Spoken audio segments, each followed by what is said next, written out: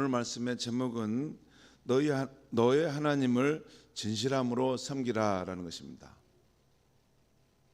너희 하나님을 진실함으로 섬기라.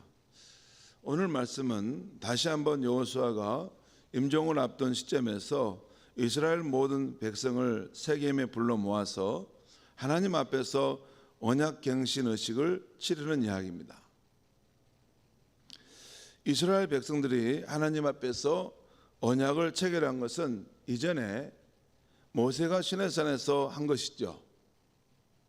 오랜 세월이 흘러서 그 언약 맺었던 것들이 이제 흐려지지 않습니까?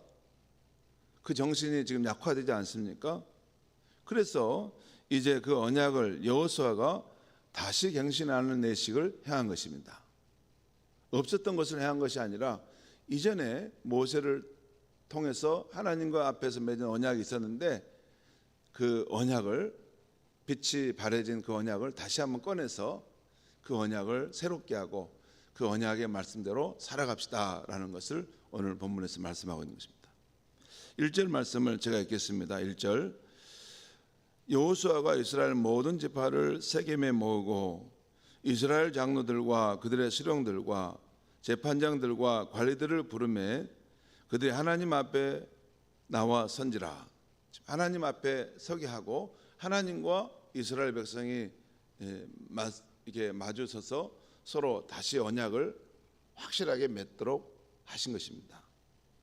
그 다음 2절부터 13절까지는 하나님께서 아브라함 시대부터 지금까지 어떻게 이스라엘 백성들에게 크신 은혜를 베푸셨는가를 회상하고 있습니다.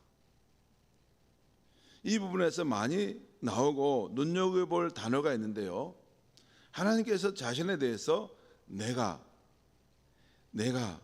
라고 하는 이것을 표현하고 있는데 한번 세보면 12번 정도 나옵니다. 그러니까 하나님께서 자신에 대해서 내가 이렇게 했다, 내가 이렇게 했다라는 표현을 계속 쓰십니다. 하나님께서 말씀하시기를 내가 너희 조상 아브라함을 이끌어내었으며 그의 씨를 번성케 하려고 이삭을 주었다고 하십니다. 또 5절에서 하나님은 내가 모세와 아론을 너에게 보내주었고 또 애굽의 재앙을 내렸다고 하십니다. 또 하나님은 내가 너희 조상들을 애굽에서 인도하였고 또 홍해 바다에서 너희를 구원하였고 또 광야를 지나 요단 동편 땅과 서편 땅의 족속들을 너희에게 넘겨주어 승리하게 하셨다라는 말씀을 합니다. 이런 이야기입니다. 막 이야기가 길게 나오지만 사실 하나님께서 믿음의 조상 아브라함 때부터 그를 이렇게 택하셔서 불러내시고 또 그의 후손을 이렇게 번성케 하시면서 이렇게 계속 그의 이스라엘 후손들을 이렇게 세우셨는데 그 광야와 또 가나안 땅에 들어가는 모든 과정 가운데 하나님께서 함께 하시고 때로는 싸우셔서 그들에게 그 땅을 차지하게 해 주셨다라는 그 이야기입니다. 마지막 말씀인 13절 말씀만 제가 한번 읽겠습니다. 13절 말씀 내가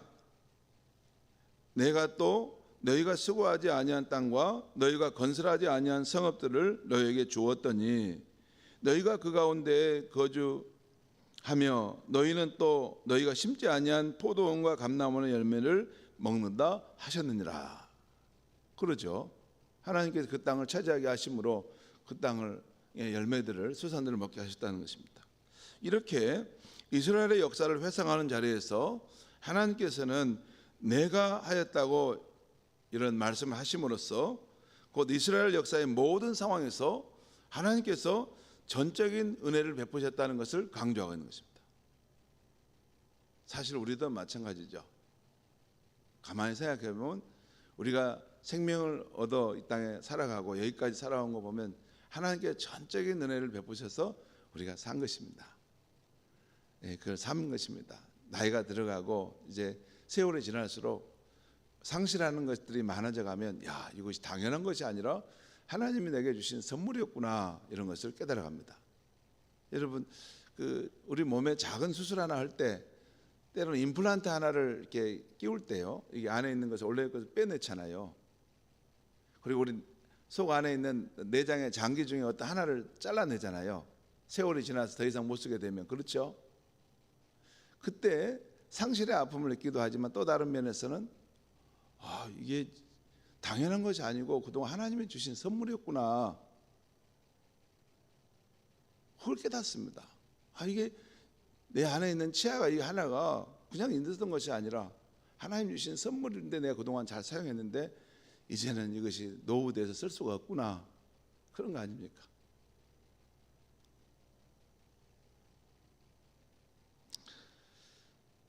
지금 하나님께서 그 언약을 맺기 전에 그 이스라엘 백성들 앞에 너희의 삶의 모든 것들은 내가 은혜로 준 선물로 인해서 살아온 것이다 라는 것을 일깨워 주는 것이죠. 특별히 여호수아가 그 하나님 말씀을 인용하여 일깨우고 있는 것입니다.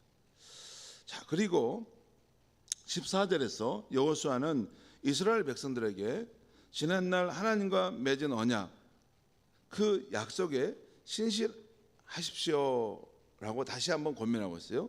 14절 말씀 우리 한번 같이 읽겠습니다. 14절 시작. 그러므로 이제는 여호와를 경외하며 온전함과 진실함으로 그를 섬기라. 너희 조상들이 강 저쪽과 여기서 섬기던 신들을 치워버리고 여호와만을 섬기라. 이제는 여호와만을 경외하고 온전함과 진실함으로 그를 섬기라는 것입니다. 그러면서 여호수아는 자신이 먼저 오직 여호와만을 참신으로 섬기겠다고 천명합니다. 그 내용이 15절 16절에 나와 있어요. 제가 읽겠습니다. 만일 여호와를 섬기는 것이 너에게 좋지 않게 보이거든 너희 조상들이 강 저쪽에서 섬기던 신들이든지 또는 너희가 거주하는 땅에 있는 아모리 족속의 신들이든지 너희가 섬길 자를 오늘 택하라. 오직 나와 내 집은 여호와를 섬기겠노라 하니. 참 멋진 고백이죠. 세상이 그 가는 길을 따라갈 때 그건 알아서 가십시오. 나와 내 집은 나는 분명히 여호와 하나님을 알기에, 그분의 은혜와 사랑을 알기에 나는 그분을 배신하지 않고 섬기겠습니다 라는 고백입니다. 그런데 여기서 중요한 것은 여호수아 혼자만이 아니라 나와 내 집은 여호와를 섬기겠다.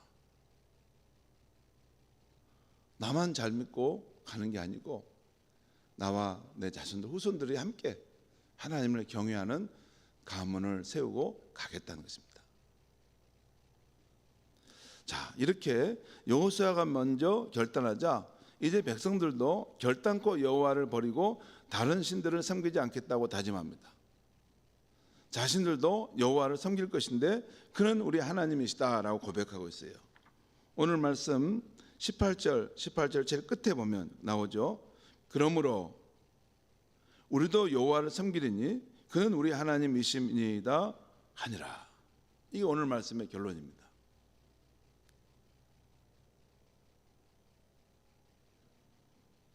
오늘 여호수아가 하나님 앞에서 언약 갱신 의식을 할 때 이스라엘 백성들에게 강조하는 것은 언약에 대한 신실함입니다.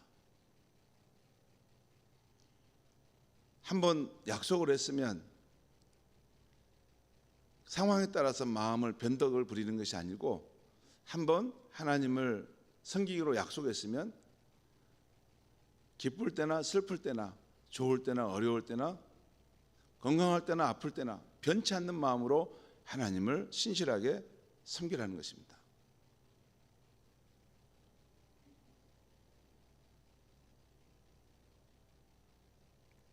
그 말이죠.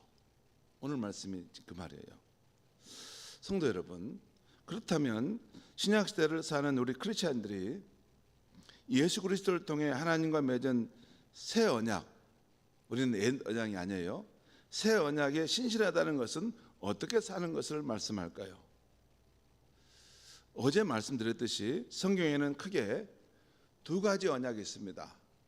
이것은 성경의 중심을 관통하는 그 중요한 정신이에요. 구약 성경의 출애굽기 이후에 하나님이 이스라엘과 맺은 그 언약은 말라기까지 그걸 관통하고 있어요. 여러분 이사야, 예레미야 선지자들이 그 백성을 향해서 회개하고 돌아오라고 했던 그 근거는 뭐냐면 하나님과 너희가 맺었던 그 언약에 신실하고 다시 돌아오라는 거예요. 왜 변덕스럽게 하나님과 약속한 것을 저버리고 다른 신들을 섬기거나 다른 나라를 의지하려고 하느냐? 너희 하나님께 돌아오라. 그 하나님은 우리의 구원이시며 우리의 방패가 되신 분이시다. 그 하나님 안에는 부족함이 없다. 하나님께 돌아오라. 회개하고 돌아오라. 그것이 계속 구약성의 전체를 관통하는 것입니다. 그것이 구약의 언약이에요. 출애굽기 19장에 모세를 통해서 시내산에서 하나님과 언약을 맺으신 거예요. 그리고 신약 시대에는 왜 신약 성경이라고 한지 아세요? 신약 성경이라고 하잖아요. 새로운 언약이라는 거예요. 새로운 언약.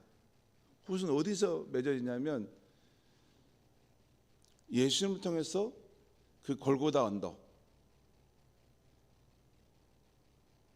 그 십자가에서 예수님이 피 흘리신 그 자리에서 하나님과 구원받을 새 백성이 맺어진 언약인 것입니다. 자, 옛 언약은 출애굽기 19장 이하를 보면 시내산에서 모세가 짐승의 피를 흘려 제단에 뿌리고 하나님 앞에서 이스라엘과 맺은 언약입니다. 그리고 새 언약은 우리 주님께서 최후의 만찬 때 하시는 말씀에 나오는데요. 곧 예수님께서 골고다 언덕에서 자신이 흘리신 피로써 하나님 앞에서 새 언약 백성들 제자들과 우리를 위하여 맺으신 언약입니다. 누가복음 22장 20절을 보면 예수님은 최후의 만찬 자리에서 제자들에게 포도주 잔을 주시면서 이 잔은 내 피로 세우는 새 언약이니라는 거예요. 새 언약이니. 옛 언약이 있었다는 거예요. 근데 지금 예수님은 새 언약을 위해서 지금 피를 쏟으신다 그 말이에요.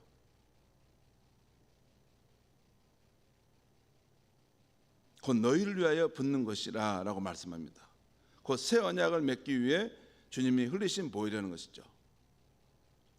고린도전서 11장 25절에도 사도 바울이 예수님께서 그 흘리신 그 피의 보혈을 제자들과 성만찬을 통해 나누는데 이것은 주님께 너희를 위하여 흘리신 새 언약의 피다라는 표현을 나옵니다. 그렇다면 성도 여러분, 옛 언약을 맺은 이스라엘이 하나님 앞에서 언약에 신실하게 산다는 것은 어떤 삶을 말할까요? 그것은 이스라엘이 하나님 나라 백성으로 하나님만을 임금으로 섬기는 삶을 사는 것입니다. 왜냐하면 옛 언약은 하나님이 이스라엘 왕이 되고 이스라엘은 그의 백성이 된다는 약속이기 때문입니다. 그러면 새 언약을 맺은 우리 크리스찬들이 하나님 앞에서 언약에 충실하게 산다는 것은 어떤 삶을 말할까요? 그것은 우리들이 하나님만을 참 아버지로 섬기는 삶인 것입니다. 또한 우리들이 오직 예수님만을 우리의 주님으로 섬기고 그의 선한 청지기로 사는 삶인 것입니다.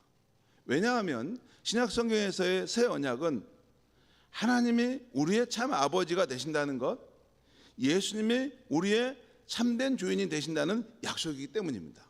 그게 아주 미묘한 차이예요. 구약 성경에서는 하나님이 우리의 왕이시고 우리를 다스리시는 분이시다라는 것을 말해요. 그래서 우리는 그의 백성으로 그를 섬긴다는 것이고, 그런데 신약 시대로 넘어오면 예수님은 자신을 통해 하나님을 믿는 이들을 향해서 하나님을 향해서 너희는 아버지라 부르라 말씀을 하십니다. 주기도문을 가르칠 때도 하늘에 계신 우리 아버지다 이렇게 말씀하라고 가르치십니다. 다시 말해서 예수님이 골고다 언덕에서 자신의 보혈을 흘리심으로써 하나님과 새 언약 백성들 우리가 맺은 관계는 하나님은 친히 우리의 아버지가 되신다는 것입니다. 그것은 놀라운 변화입니다. 여러분, 임금님이 좋아요? 내 아버지가 더 좋아요? 내 아버지가 더 좋죠. 내 아버지. 그리고 예수님이 우리의 참 주인이 되신다는 것입니다. 그것이 새 언약의 중요한 특성입니다. 성도 여러분, 오늘도 새 언약의 백성답게 새 언약의 성도답게 천지 만물을 지으신 하나님을 나의 참 아버지로 믿고 섬기는 날이 되시기를 바랍니다. 하늘과 땅의 모든 권세를 가진 우리 주 예수님을 나의 참 주인으로 믿고 그의 선한 청지기로 사시는 복된 날이 되시기를 바랍니다. 기도하겠습니다. 하나님 아버지, 오늘 아침에 여호수아를 통해서 이스라엘 백성이 하나님과 언약을 맺는 것을 통해서 신약시대 우리 성도들을 위해서 우리 예수님께서 새 언약을 맺으셨다는 것을 일깨워 주시니 감사합니다. 그리고 새 언약의 가장 중요한 특징은 하나님이 두려운 분이 아니라 나의 참 아버지가 되신다는 것, 인자하고 사랑이 많으신 아버지가 되신다는 것, 그리고 하늘과 땅의 모든 권세를 가지신 우리 예수님께서 참으로 우리의 주인이 되신다는 것을 알게 하시니 감사합니다. 오늘도 하나님을 내 아버지로 사랑하고 잘 모시고 살 수 있게 해주시고 또 예수님의 선한 청지기로서 오늘도 예수님의 뜻을 받들어 아름답고 보람되게 살아가는 하루가 되게 하여 주시옵소서.